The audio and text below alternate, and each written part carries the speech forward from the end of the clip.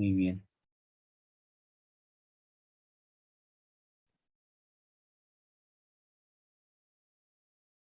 Vamos poco a poco. Estoy muy feliz de estar con todas y con todos en esta sesión.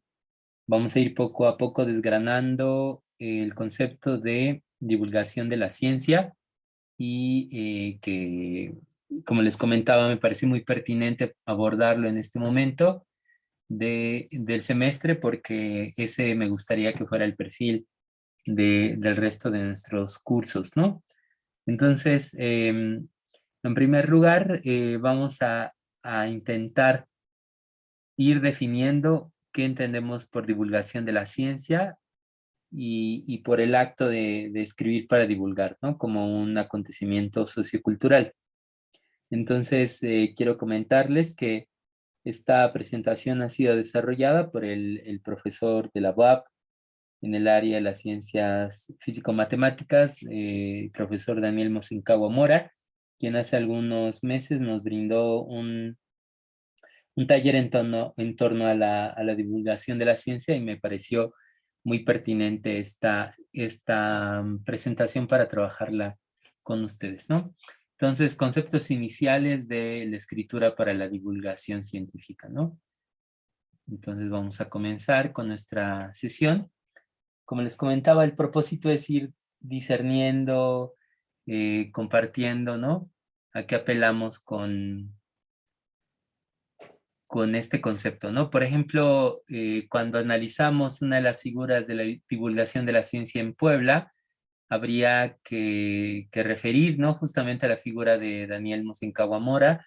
Él es doctor en matemáticas, ¿no? Y, por ejemplo, cuando él responde, ¿qué es la divulgación y qué es ser un divulgador? Dice, ¿qué es la divulgación, no? Divulgar la ciencia consiste en compartir lo que sabes, lo que investigas y lo que hayas acerca de la ciencia del mejor modo posible y en contexto con el público al que te diriges, ¿no?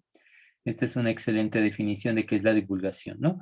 Y después procede a definir qué sería un divulgador. Es darte la oportunidad de compartir aquello de lo que te apasiona, mostrando a la vez tus capacidades personales y preparándote para hacerlo cada vez mejor, ¿no? Entonces,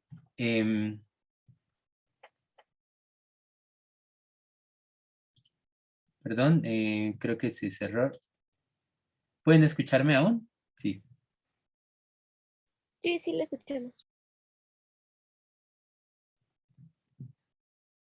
por ahí, ¿pueden escucharme aún, colegas?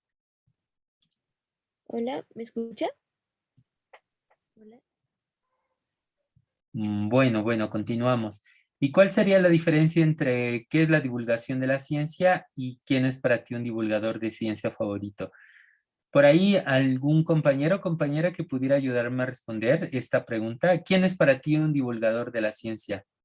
Que pudieras contarnos, ¿conoces? ¿Te parece relevante su trabajo? ¿Alguna que pudiera por ahí compartirnos una respuesta?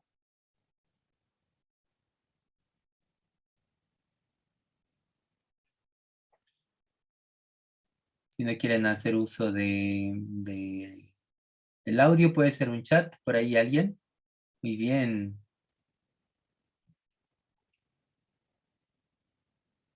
No me escucho.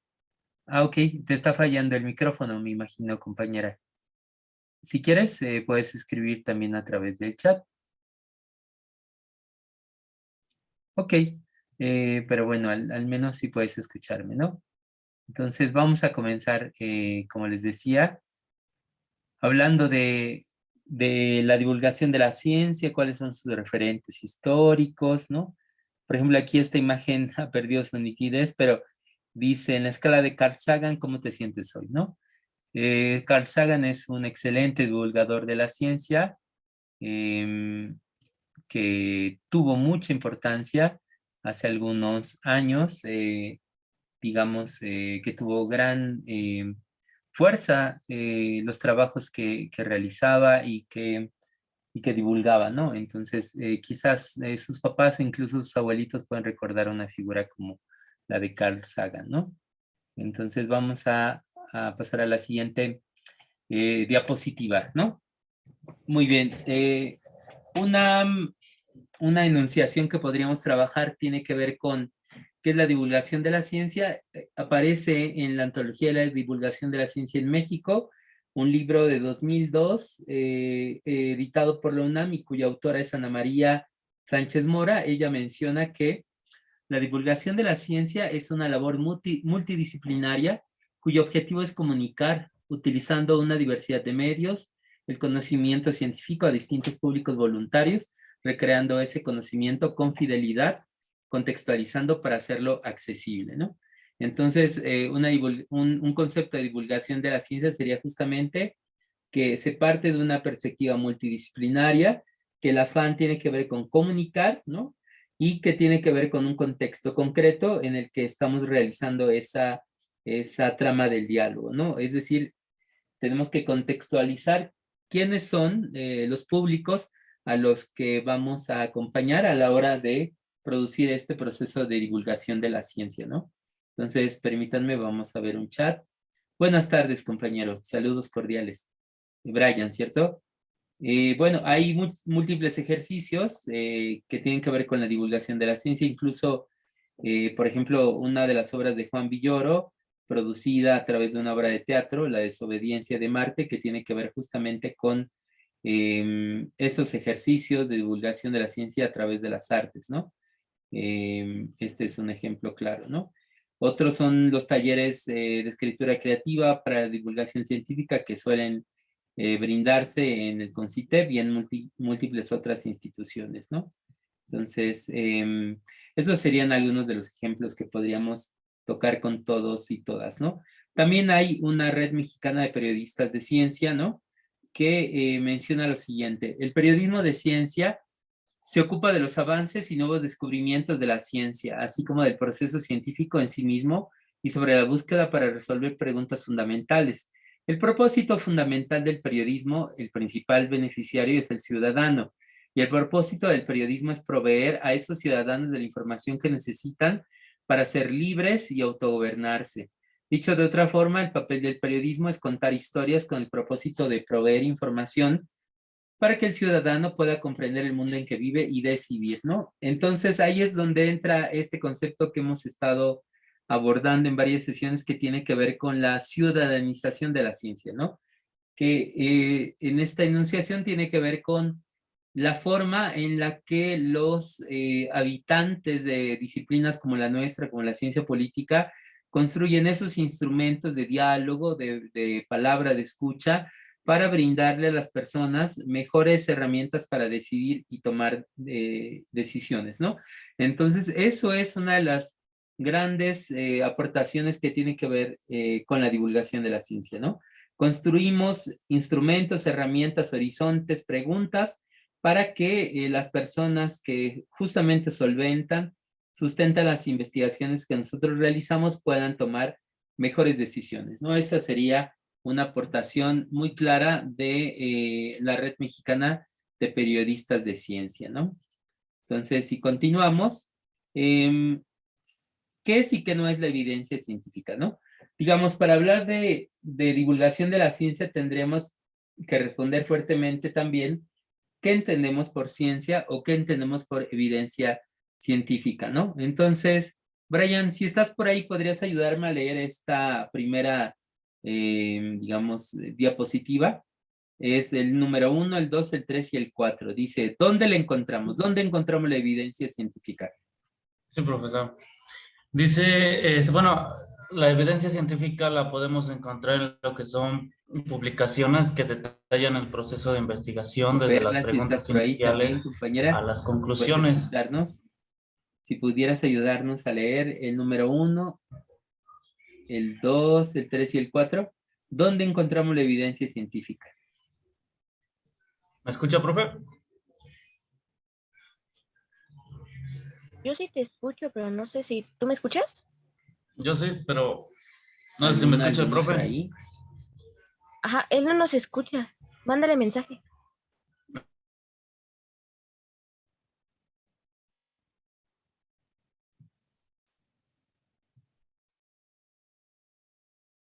Sí, adelante, compañera, dime.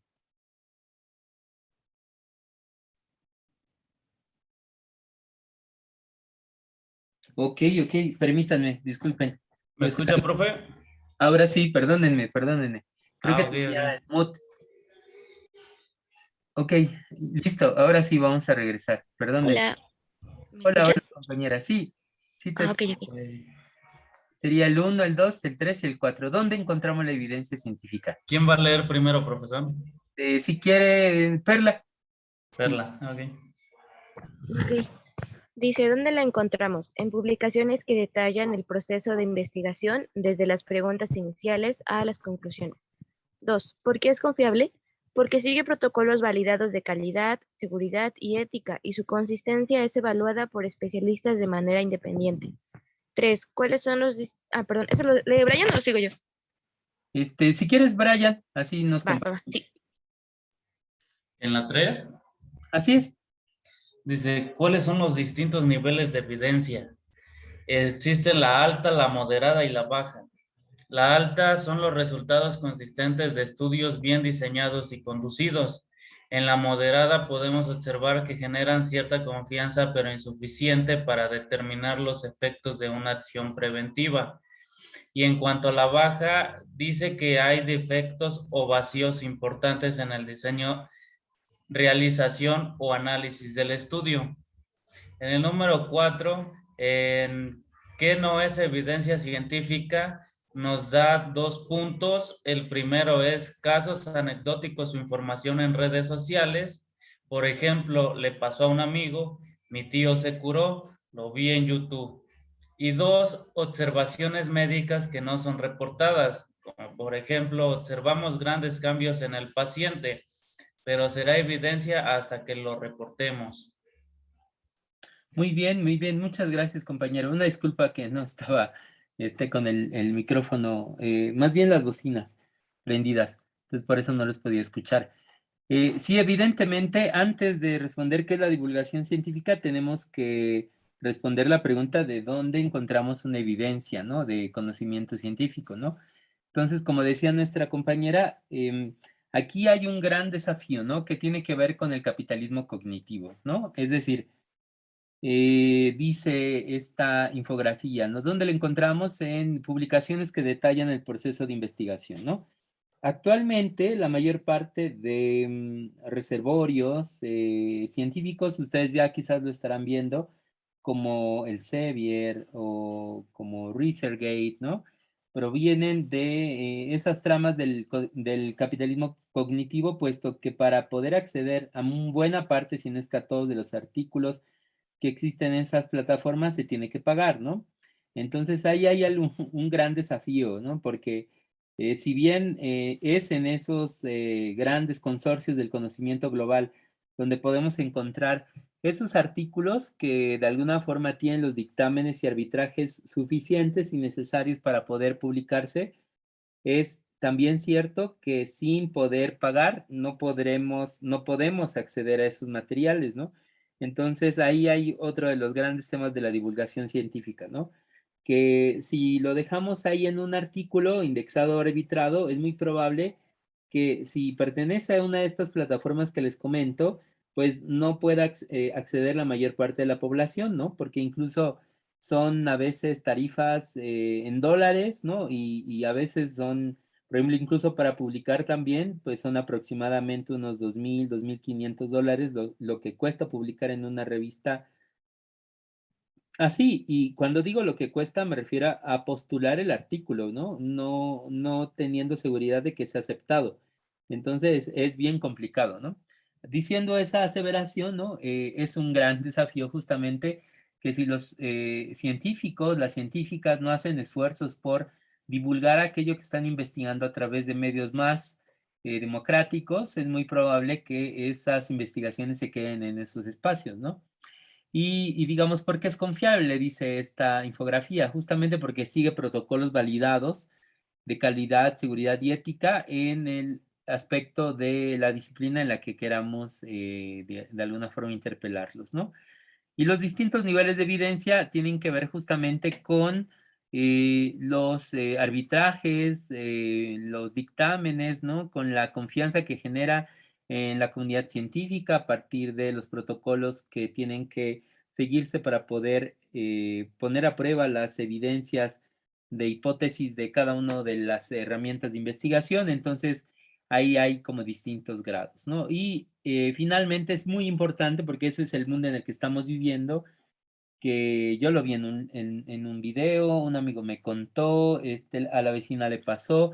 Todas esas dimensiones, justamente lo que nos ponen en preocupación es que la mayor parte de personas en el mundo lo que hacen es regirse por ese tipo de, vamos a decirlo, comentarios, ¿no? Entonces, por eso es muy importante hablar de divulgación científica y de la ciudadanización de la ciencia en un curso como el nuestro, que tiene que ver más que construir una historia de la ciencia a partir de corrientes, conceptos y teóricos, sino problematizar cómo podemos aportar dentro de ese pensamiento unas alternativas de acción transformadora, ¿no? Entonces, esta infografía me parece muy, muy pertinente. Vamos a la siguiente, ¿no? Hay objetivos comunes entre la divulgación de la ciencia y el periodismo de ciencia, ¿no? Entonces, uno de esos propósitos y objetivos comunes justamente tiene que ver con el nivel y el grado de profundización a la hora de hacer susceptibles las evidencias de la investigación en una comunidad concreta, ¿no? Entonces, permítanme un momentito porque ahorita me surgió una duda. Sí, está bien, todo bien. Volvemos. Muy bien, estábamos por aquí. Listo, vamos ahí a las convergencias y divergencias de la divulgación de la ciencia frente al periodismo científico, ¿no? Para poder responder a esta pregunta, hay distintos perfiles para divulgar la ciencia, ¿no? Y en eso es donde vamos a ir encontrando las semejanzas y diferencias entre el periodismo y la divulgación de la ciencia, ¿no? Entonces les voy a pedir, por favor, que me ayuden a leer uno de cada estos aspectos, ¿no? ¿Qué sería el perfil literario narrativo en la divulgación de la ciencia? Compañero Brian o Perla, ¿quién quiere comenzar?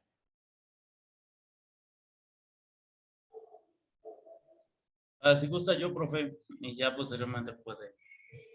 Muy bien, Sí. colega, adelante. ¿Qué es el perfil literario narrativo? Perfil literario narrativo. Propósitos. Dar a conocer conocimiento científico, sus autores y su desarrollo histórico. Medios. Revistas especializadas y de cultura en general, espacios digitales como blogs y diarios. Autores. Divulgadores con formación académica o con experiencia. Dirigido a público en general. Perdón, una disculpa. Muy bien, el perfil entonces literario narrativo tiene que ver con hacer una perspectiva histórica de cómo llegamos hasta este momento a través de preguntas que tienen una raigambre científica, ¿no?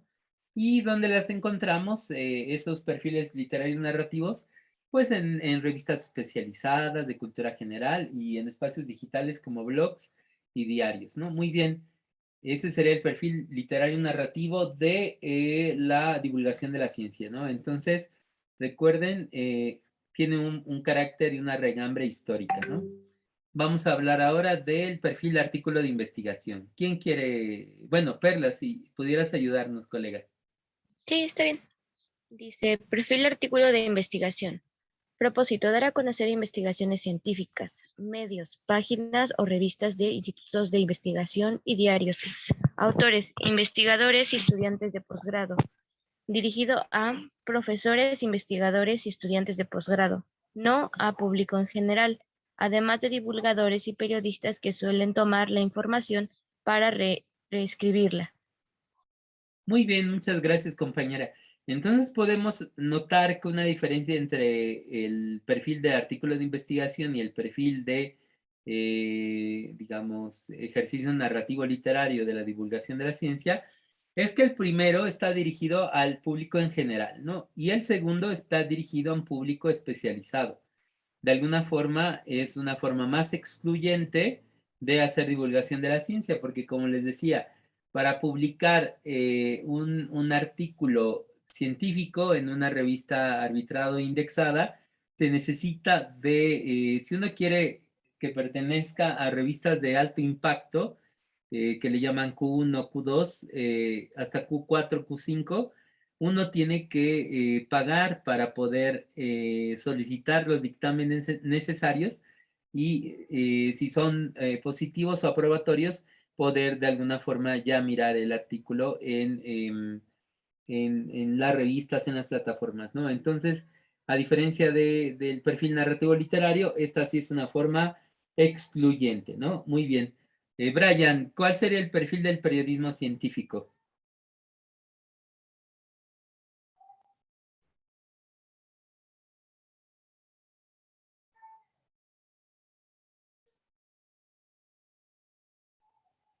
Ah, ok, el perfil periodismo científico. Propósito, informar noticias científicas para atender una problemática social. Medios, diarios, revistas y espacios digitales. Autores, periodistas, científicos con formación académica o con experiencia. Dirigido a público en general.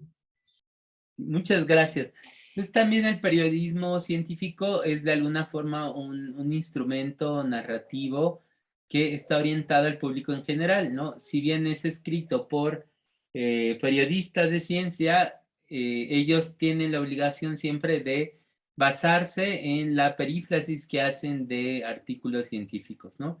Entonces, de alguna forma, ahí también hay una gran complejidad porque muchos periodistas de ciencia es muy probable que no pueden acceder a esos artículos de alto impacto y que incluso el gran desafío es que ni siquiera entiendan la forma en la que los científicos muchas veces traducen su pensamiento a la hora de volverlo un artículo científico, ¿no?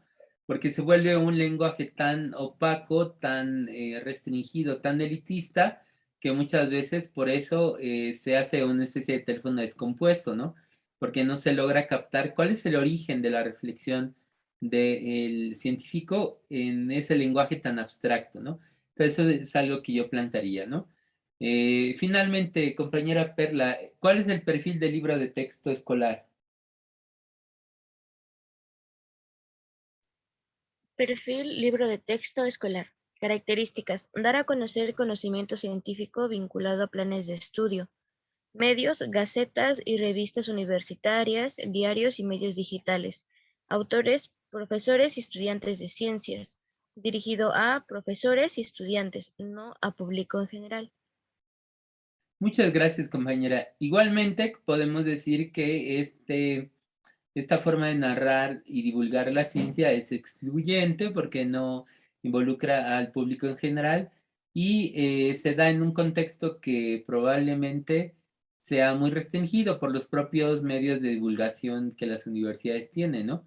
Por ejemplo, uno de los grandes desafíos de la UAB y de cualquier macrouniversidad es que sí se publican muchas investigaciones, pero muchas veces esos libros que ya se han publicado, impreso pues, no existen las formas de distribución correctas para poderlos divulgar a nivel del amplio público. Entonces ahí hay otro gran desafío, ¿no? Entonces, bueno, estas cuatro formas narrativas de contar la divulgación científica pueden ser simultáneas, pueden ser cohabitar, digamos, el espectro de la divulgación de la ciencia y me interesaba mucho, gracias a la clasificación que hace José Manuel Posada, describir que existen estos cuatro modos de hacer divulgación de la ciencia y que cada uno debería elegir propiamente cuál es de mayor interés para cada uno, ¿no? Entonces, si le interesa más el carácter histórico que implica un perfil literario narrativo, o si le interesa ir por el artículo científico indexado arbitrado, o en su defecto ir por el periodismo científico basado en artículos científicos, ¿no? Para un amplio público, o finalmente el perfil de hacer habitar esas reflexiones en un documento escolar o privado, ¿no? En algún claustro, ¿no? Entonces, esta imagen habla justamente de algo que es muy importante a la hora de producir esta experiencia de la divulgación científica, ¿no? Entonces, aquí hay como un interesante debate, ¿no? En torno a la Revolución 4.0 desde esta organización de Hipercubo, en torno a la roboética, ¿no? Definida como una ética aplicada cuyo objetivo es desarrollar herramientas científicas, culturales y técnicas que pueden ser compartidas por diferentes grupos sociales y credos, ¿no? Estas herramientas buscan promover y alentar el desarrollo de la robótica para el avance de la sociedad humana y los individuos, y ayudan a prevenir el mal uso en contra de la humanidad, ¿no? Entonces, imagínense esta ética para Rothbard, que es una investigación y un libro pues, muy influyente dentro de la divulgación científica, nos aporta esta dimensión de la ética a la hora de desarrollar la divulgación científica, ¿no?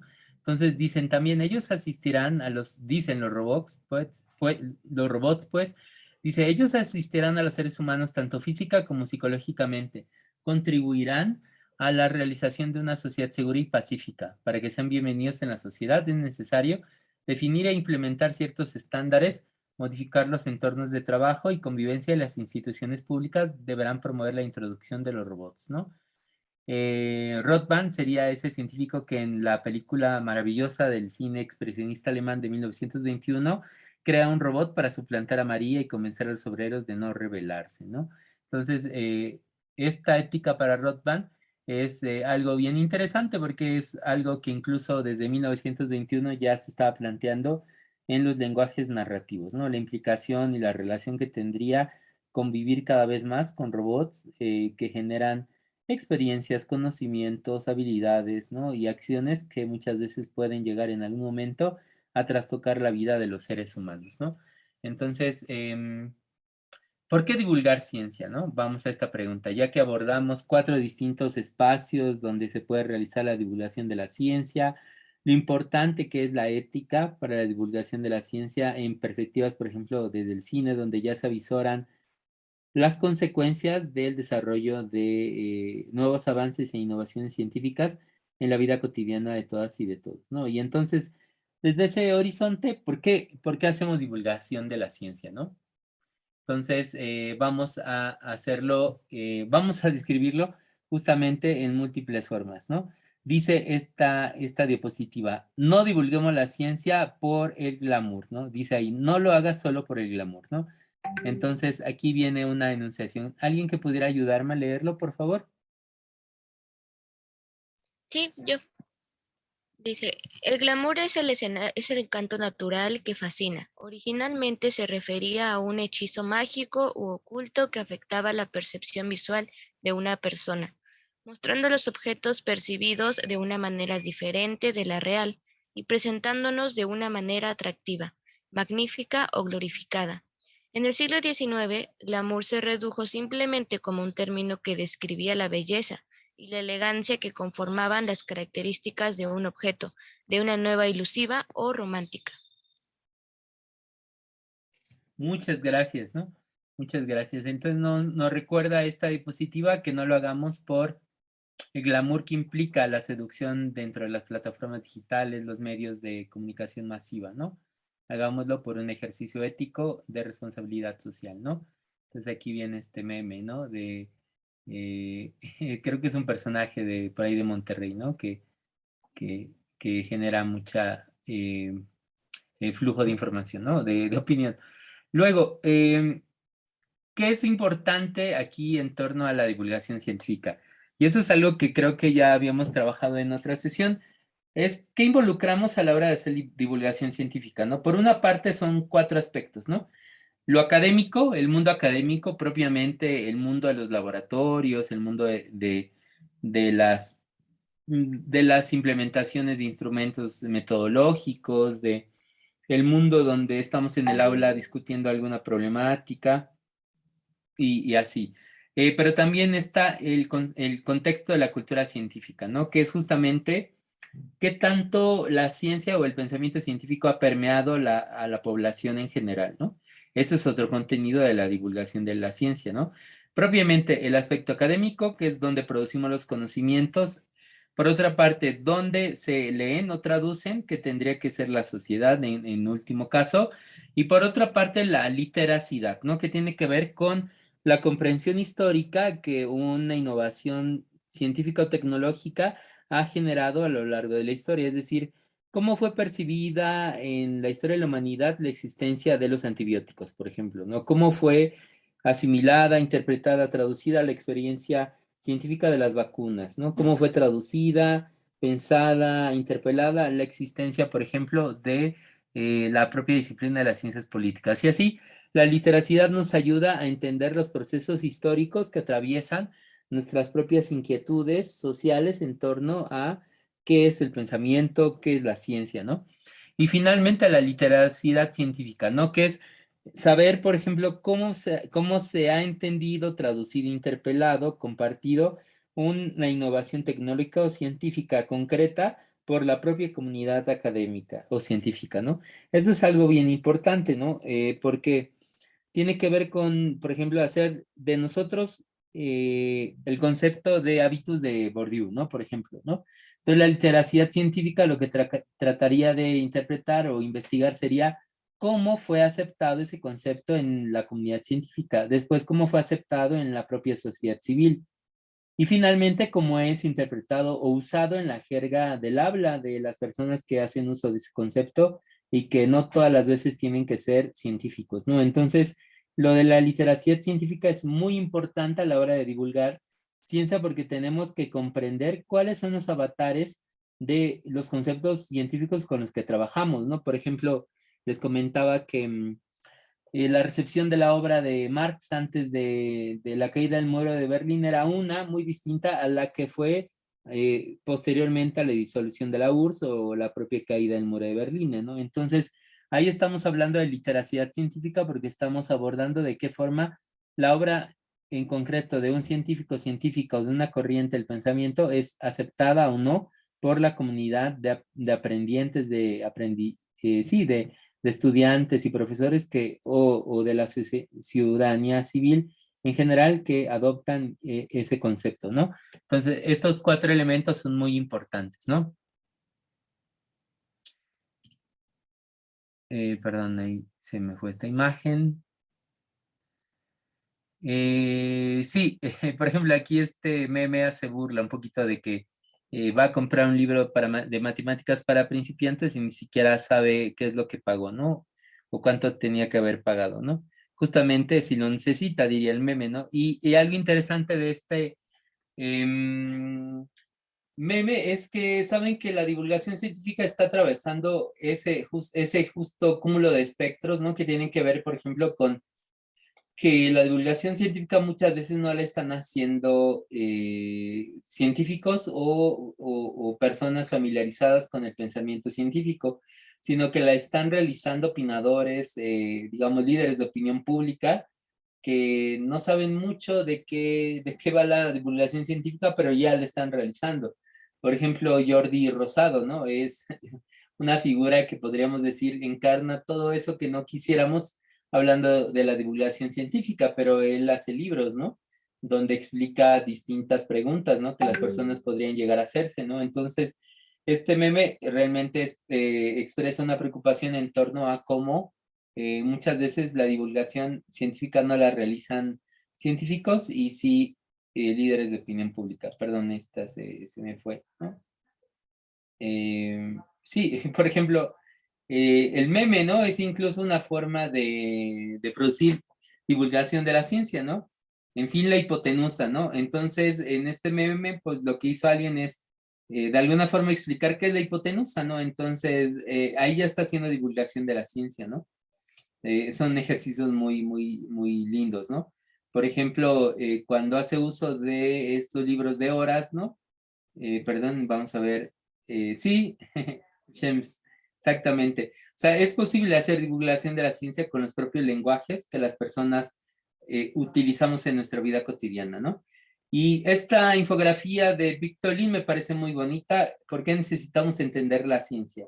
Entonces, no sé si pudieran ayudarme a leer todos los aspectos que nos ayudan a saber por qué entender la ciencia. ¿Quién quisiera ayudarme?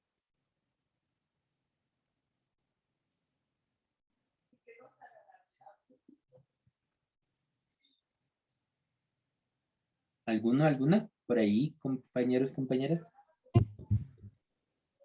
Yo lo hago. Yo creí que iba a decir Brian que Adelante, adelante, colega. continúo. El pensamiento científico da prioridad a los hechos, incluso cuando estos nos ajustan a nuestras creencias. Nos urge a no ser dogmáticos, a abrirnos a nuevas ideas. Este pensamiento nos ha permitido encontrar grandes soluciones para la humanidad. Es necesario para todos. En una era de cambio como la nuestra, entenderla no solo es fundamental para los científicos, sin dejar el más riguroso escrutinio escéptico. Nos aconseja tener varias hipótesis para probar cuál de ellas explica mejor esos hechos.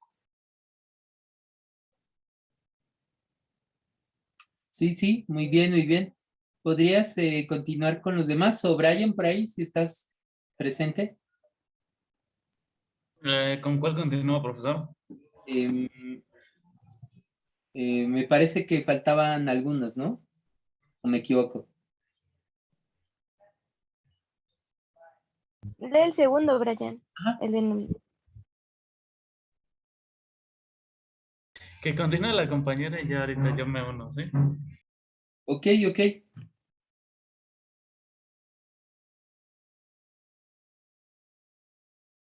Entonces, vuelvo a leer, profe, porque ya leí todos.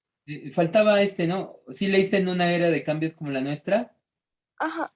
Ah, ok, bueno. Entonces, recordemos que el libro de Carl Sagan, donde vienen estos aspectos de por qué necesitamos entender la ciencia, se llama originalmente Why We Need to Understand Science, ¿no?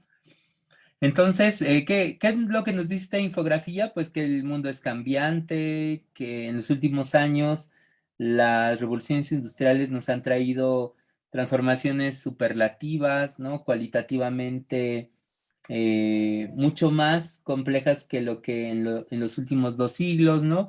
Y eso nos permite dar soluciones, ¿no? Y producir esta bella relación que tiene que ver con la duda, con lo escéptico, ¿no? Con todo aquello que abre nuevos caminos para la humanidad, ¿no? Entonces es muy bonito este pensamiento, ¿no? Muy bien. Este es un cómic, ¿no? Que lo poníamos aquí a propósito de por ejemplo, un instrumento desde 1961 que explicaba muchos aspectos de la física práctica y experimental que se publicaban en Estados Unidos mensualmente y que costaban, por ejemplo, ahí dice 4 céntimos, ¿no? Y era el fantástico camino de la ciencia, ¿no? Es muy, muy interesante. Este tipo de revistas, pues casi, casi no las podemos ver, ¿no? Aquí, perdón. Cuando se me ponen así es porque, ay, perdón, ya me fui. Vamos a ver si me traba un poquito. Em, bueno, aquí hay otros 2 memes em, que están bien interesantes. Ay, perdón. ¿Soy yo? ¿O empezó a sonar un video por ahí? Está sonando, pero no sé si es usted. Bueno, ya no suena.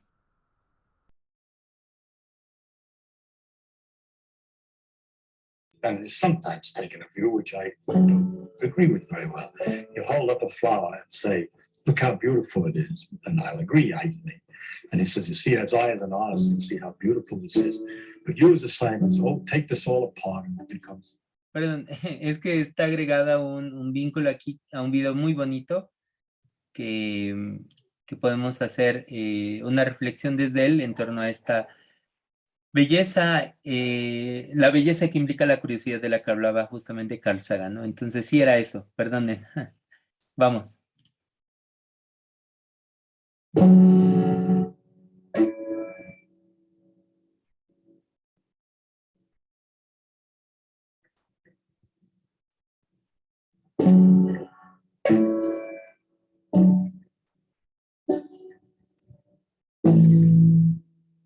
I have a friend who's an artist and is sometimes taken a view which I don't agree with very well. You hold up a flower and say, look how beautiful it is. And I'll agree, I think. And he says, you see, as I as an artist can see how beautiful this is. But you as a scientist, oh, take this all apart and it becomes a dull thing.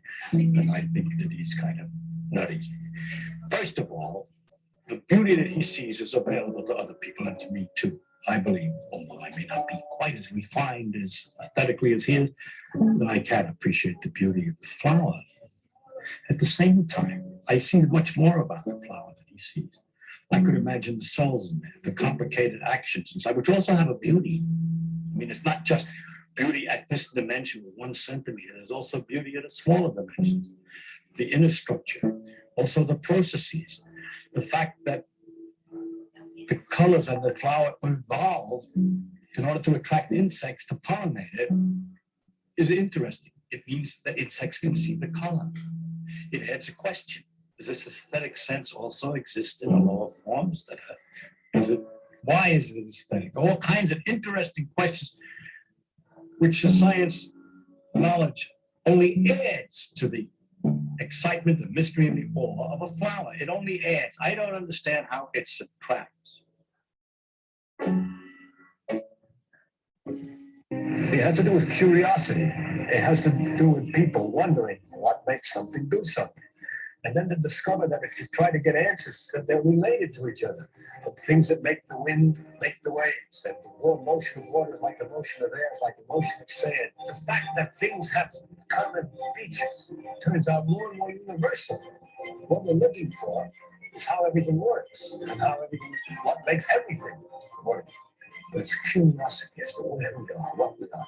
It's very much more exciting to discover we're on a ball, half of it sticking upside down. It's spinning around in space. It's a mysterious force which holds us on. It's going around a great big cloud of gas that's burning fueled by a fire that's completely different than the fire, any fire we can make. Well, now we can make that fire, the green fire.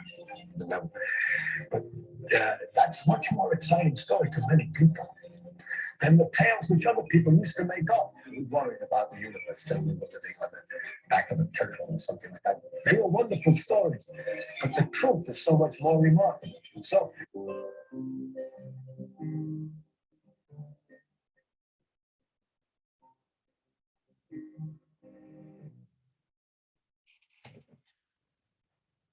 bueno, este video justamente nos recuerda, ¿no? Esa fascinante relación que tenemos con la ciencia a la hora de construir justamente sus escenarios.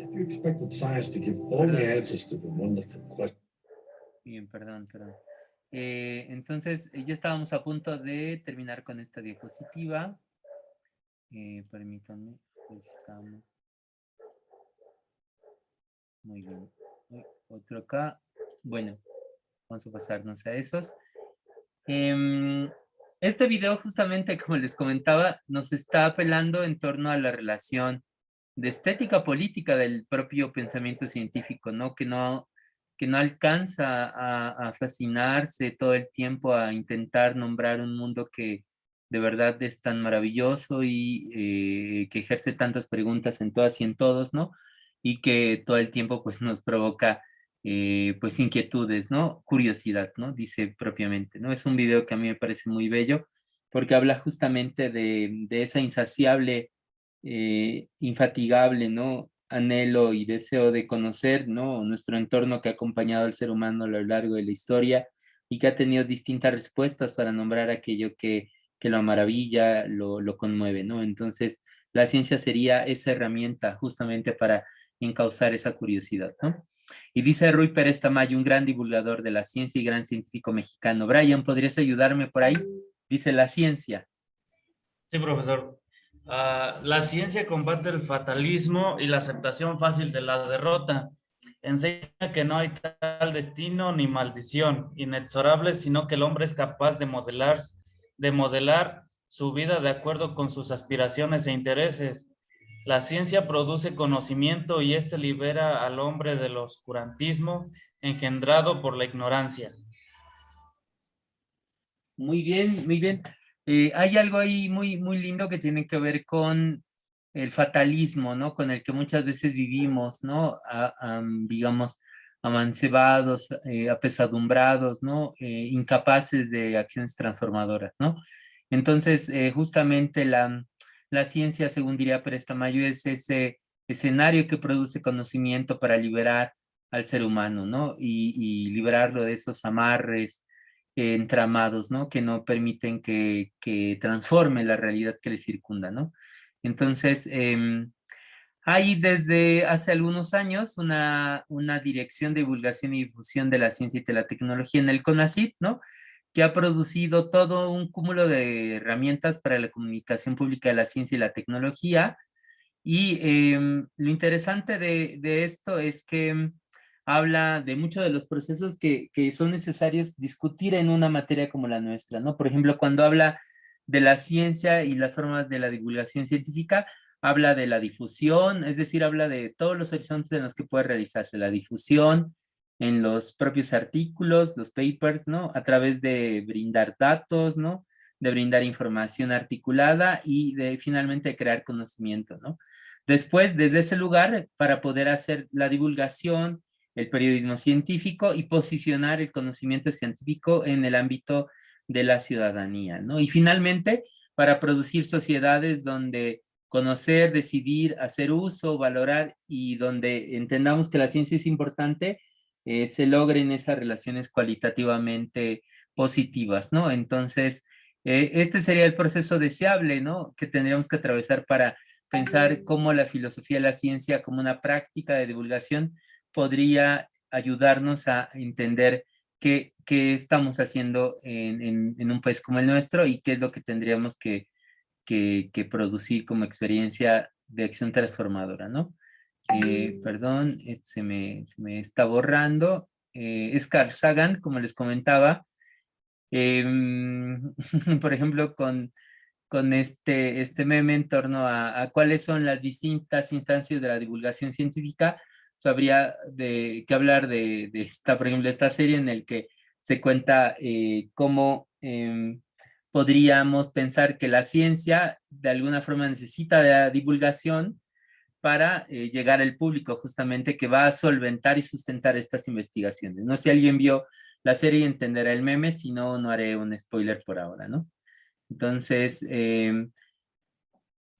¿cuál es uno de los escenarios últimos de la divulgación científica? Pues justamente desde hace algunos años, por ejemplo, el 11 de febrero que se celebra el Día Internacional de la Niña y la Mujer en la Ciencia, pues es el papel de las mujeres, ¿no? Como Débora de Bereviches, ¿no? Que es una doctora en física por la Universidad de Stanford y que pues es un gran referente de la divulgación científica, ¿no? Aquí vemos, por ejemplo, a Daniel Mosencagua, aquí en Puebla, a estudiantes de los laboratorios del área de las ciencias físicas matemáticas, ¿no? Que todo el tiempo están haciendo ciencia, ¿no? Bueno, esto es algo que les había contado, que es muy importante. La presea Luis Rivera Terrazas es una presea que se da anualmente a todos aquellos divulgadores de la ciencia que hayan logrado a lo largo de los años, pues una trayectoria en torno a esta problemática, ¿no? Entonces, aquí es bien importante, ¿no? Que no perdamos, de hecho, que hay como todo un cúmulo de experiencias ligadas a la representación de este hacer dentro de los mecanismos o haceres de la ciencia en Puebla y en México, ¿no? Entonces, aquí nos vamos a detener porque esta es la parte como más densa de la divulgación científica y es, según Levenstein, los distintos modelos de la divulgación de la ciencia. Entonces le voy a pedir a Perla que lean los primeros dos y a Brian que lea los segundos elementos, ¿no? Entonces, compañera Perla, ¿podrías ayudarme a leer el modelo de la divulgación de la ciencia llamado de déficit y después el de modelo contextual? Adelante, colega. Sí, modelo de déficit supone un analfabetismo científico, lo que implica relaciones de poder entre quienes saben y quienes no. Modelo contextual. Los individuos no son meros recipientes vacíos de información. Sus respuestas y maneras de participar obedecen a procesos de información de acuerdo con esquemas sociales y psicológicos, moldeados por sus experiencias previas y su contexto cultural, y sus...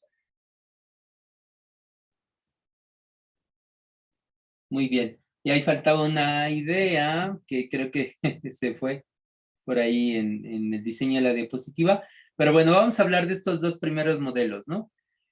El primer modelo es el modelo tradicional, ¿no? Es el modelo que podríamos decir ya rebasamos, ¿no? Y es esta idea de que las personas no saben nada de ciencia, ¿no? En el modelo de la ciudadanización de la ciencia, lo que se busca es hacerle ver a las personas en la vida cotidiana cómo se implica el concepto de ciencia o las relaciones del pensamiento científico entre entre aquello que saben y aquello que no saben aún, ¿no? Entre el establecimiento de las relaciones sociales entre aquellos que de alguna forma viven para la ciencia y aquellos que no tienen el tiempo para desarrollar esas actividades en su vida cotidiana, ¿no? Entonces, este modelo del déficit es un modelo de los años 90 y ya no está en boga, ¿no? Como les decía, hoy más bien de lo que se trata es de decir, mira, en este momento tú hiciste uso de un modelo científico, ¿no? O de un avance científico o de una innovación tecnológica o científica. O incluso tú mismo estás en este momento innovando técnica o científicamente, ¿no? Eso es lo que se busca en la divulgación de la ciencia. Y el modelo contextual tiene que ver con explicar cómo los individuos son de alguna forma recipientes vacíos, ¿no? De información, ¿no? Donde sus respuestas y manera de participar obedecen a procesos de información en torno a esquemas sociales y psicológicos moldeados por sus experiencias previas y evidentemente por su contexto cultural, ¿no? Entonces, el modelo de divulgación de la ciencia que parte del contexto sociocultural quiere retomar a la hora de divulgar ciencia cómo poder llegar de la mejor forma a todos los espectros de la población, ¿no? Entonces, eso es algo que es muy importante, ¿no? Entonces, muy bien. Vamos con los siguientes dos modelos. Compañero Brian, adelante.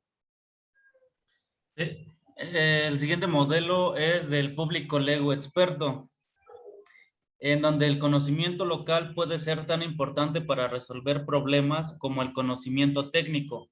Privilegia el conocimiento de la comunidad sobre el que aporta la ciencia moderna a la comprensión del mundo natural, por ello cae en una posición anticientífica. Y en cuanto al modelo de participación pública, son las actividades para mejorar la participación pública a fin de aumentar la confianza de la política científica. Foros de consulta, jurados ciudadanos, debates sobre tecnologías, ferias de ciencia y sondeos de opinión. Muchas gracias, colega. Bueno, con este último modelo es donde podemos relacionar con mayor claridad y por eso quería que nos detuviéramos aquí. ¿Cuál es la relación entre ciencias políticas y filosofía de la ciencia pensada como una forma de divulgar, ¿no? El conocimiento científico? Justamente con el modelo de participación ciudadana, ustedes pueden darse cuenta que el último modelo de divulgación científica lo que busca es que las personas, como ya lo referimos anteriormente, tomen las mejores decisiones que puedan basados en el conocimiento científico que divulgadores de la ciencia transmiten a través de múltiples herramientas en red, de forma digital y de forma formal presencial, ¿no? Entonces, eso es algo importantísimo, ¿no? Porque parecería que no se debate mucho cómo las ciencias políticas tendrían que producir también horizontes donde se produjeran las experiencias de compenetración de esfuerzos entre divulgadores de la ciencia que en alguna problemática política pública concreta pudieran ayudar a hacer que las personas tomaran las mejores decisiones posibles, ¿no? Entonces ahí es donde encontramos el meollo de todo este asunto de la divulgación científica, compañera y compañero, ¿no? Que la ciencia política tiene que hacerse cargo de producir sus propias herramientas de divulgación científica para que se produzca en la experiencia de la práctica de la disciplina esos horizontes que permitan ciudadanizar la ciencia, lo que quiere decir en toda esta exposición que hemos hecho, brindarle las herramientas a las personas en la vida cotidiana para tomar las mejores decisiones posibles, ¿no? Entonces, ese es el propósito de esta presentación, llegar a este momento y no sé si hasta ese momento haya